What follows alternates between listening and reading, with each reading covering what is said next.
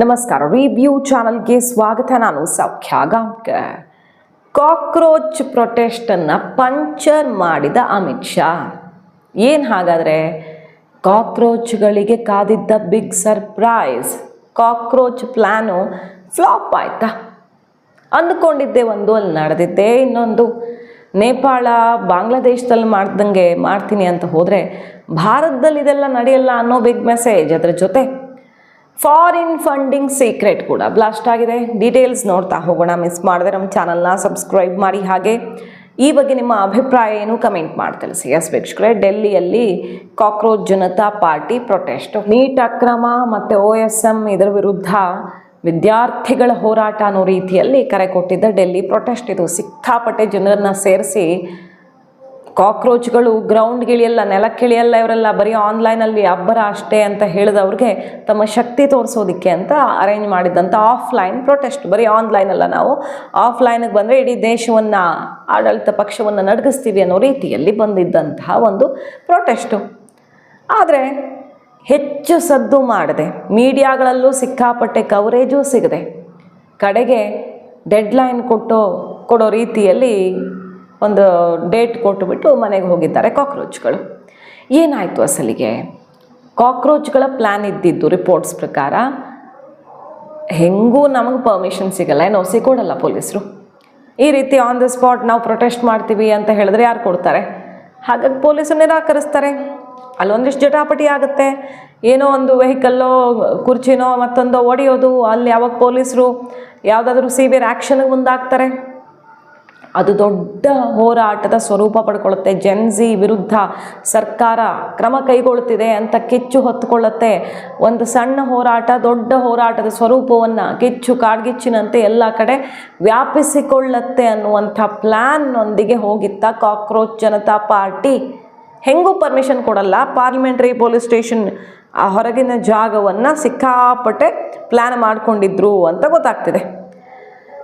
ಆದರೆ ಇಲ್ಲೇ ಆಗಿತ್ತು ಲೆಕ್ಕಾಚಾರ ತಲೆ ಕೆಳಗು. ಪಾರ್ಲಿಮೆಂಟ್ರಿ ಪೊಲೀಸ್ ಸ್ಟೇಷನ್ ಜಾಗದಲ್ಲಿ ಕಾಕ್ರೋಚ್ ಜನತಾ ಪಾರ್ಟಿ ಪ್ಲ್ಯಾನ್ ಮಾಡ್ಕೊಂಡಿದ್ರೆ ಪೊಲೀಸರು ಬಿಗ್ ಸರ್ಪ್ರೈಸ್ ಕೊಟ್ಬಿಡ್ತಾರೆ, ಪರ್ಮಿಷನ್ ಕೊಟ್ಬಿಡ್ತಾರೆ. ಆಯಿತು, ಪ್ರೊಟೆಸ್ಟ್ ಮಾಡಿ, ಶಾಂತಿಯುತವಾಗಿ ಮಾಡಬೇಕು, ಗಲಾಟೆ ಮಾಡಬಾರ್ದು, ಮಾಡಿ ಪ್ರೊಟೆಸ್ಟನ್ನು ಅಂತ ಕೊಟ್ಬಿಡ್ತಾರೆ NOC. ಅಲ್ಲೇ ಅಭಿಜಿತ್ ದೀಪ್ಕೆಗೆ ಶಾಕ್ ಕಾದಿತ್ತು. ಅರೆ, ಇಷ್ಟು ಬೇಗ ಪರ್ಮಿಷನ್ನೇ ಕೊಟ್ಬಿಟ್ರಾ ಅಂತ. ಕಳಿಸ್ಕೊಡೋದೆಲ್ಲಿಗೆ? ಜಂತರ್ ಮಂತರ್ಗೆ ಹೋಗಿ ಮಾಡಿ ಪ್ರೊಟೆಸ್ಟನ್ನು ಶಾಂತಿಯುತವಾಗಿ ಅಂತ ಕಳಿಸ್ಕೊಟ್ಬಿಡ್ತಾರೆ. ಅಲ್ಲಿ ಕಾಕ್ರೋಚ್ಗಳು ಪ್ಲ್ಯಾನೇ ಮಾಡಿರಲಿಲ್ಲ, ಪೊಲೀಸ್ ಸ್ಟೇಷನ್ನ ಎದುರು ಪ್ಲ್ಯಾನ್ ಆಗಿತ್ತು ಅಂತ ಹೇಳ್ತಿವೆ ಪ್ರೊಟೆಸ್ಟ್ ರಿಪೋರ್ಟ್ಸು. ಹಾಗಾಗಿ ಹೆಚ್ಚಿನ ಸಂಖ್ಯೆಯಲ್ಲಿ ಜನರನ್ನು, ಈ ಕಾಕ್ರೋಚ್ ಅಭಿಯಾನದ ಜೊತೆಗಿರೋರನ್ನು ಅಲ್ಲಿ ಸೇರಿಸೋದು ಅಂದರೆ ಸಡನ್ನಾಗಿ ಒಂದು ಜಾಗದಲ್ಲಿ ತೋರಿಸಿದಾಗ ಸಾಧ್ಯವಾಗಿಲ್ಲ, ಅಂದುಕೊಂಡಂತಾಗಿಲ್ಲ. ಇವರು ಪ್ಲ್ಯಾನ್ ಇದ್ದಿದ್ದಲ್ಲೇ ಆದ್ರೂ ಅಂದರೆ ಹೋರಾಟ ಮಾಡ್ತೀವಿ ಅಂತ ಆದ್ರೂ ಹೆಂಗೂ ಕೊಡಲ್ಲ ನಮಗೆ.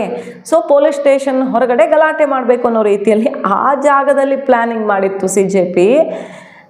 ಜಂತರ್ ಮಂತರಲ್ಲಿ ಅಲ್ವೇ ಅಲ್ಲ, ಟ್ವಿಸ್ಟ್ ಇಡ್ತಾರೆ ಪೊಲೀಸರು.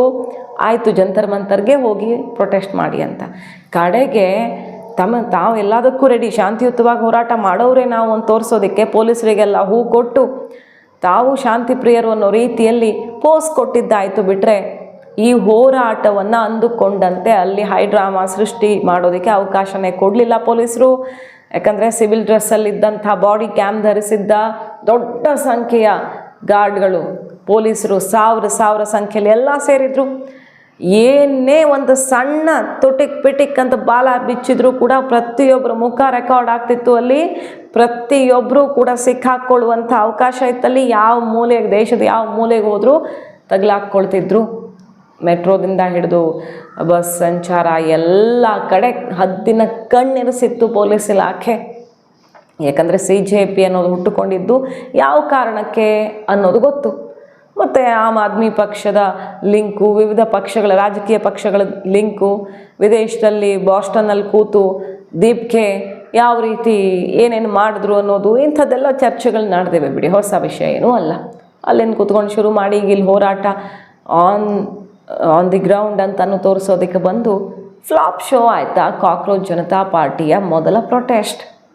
ಅಂದರೆ ಇಲ್ಲೇ ಹೊತ್ಕೊಳ್ಳುತ್ತೆ, ಎಲ್ಲ ಕಡೆ ವ್ಯಾಪಿಸುತ್ತೆ ಅನ್ನುವಂಥ ಲೆಕ್ಕಾಚಾರ ತಲೆ ಕೆಳಗೆ ಮಾಡಿದ್ದೇ ಹೀಗೆ. ಪೊಲೀಸರು ಅದರ ನಡುವೆ ನೋಡಿ ಸುಮಾರು ಜನರನ್ನ ಡಿಟೈನ್ ಮಾಡಿದ್ದಾರೆ, ವಶಕ್ಕೆ ಪಡ್ಕೊಂಡಿದ್ದಾರೆ, FIR ಆಗಿದೆ, ಕಂಪ್ಲೇಂಟ್ ಆಗಿದೆ. ಯಾಕೆ FIR ಅಂತ ಕೇಳಿದ್ರೆ, ಈ ಪ್ರೊಟೆಸ್ಟ್ಗೆ ಫಾರಿನ್ ಫಂಡ್ ಬಂದಿದೆ, ಅದಕ್ಕೇನು ಸಾಕ್ಷಿ ಅಂತ ಒಂದಿಷ್ಟು ದೂರುಗಳು ಹೋಗಿವೆ.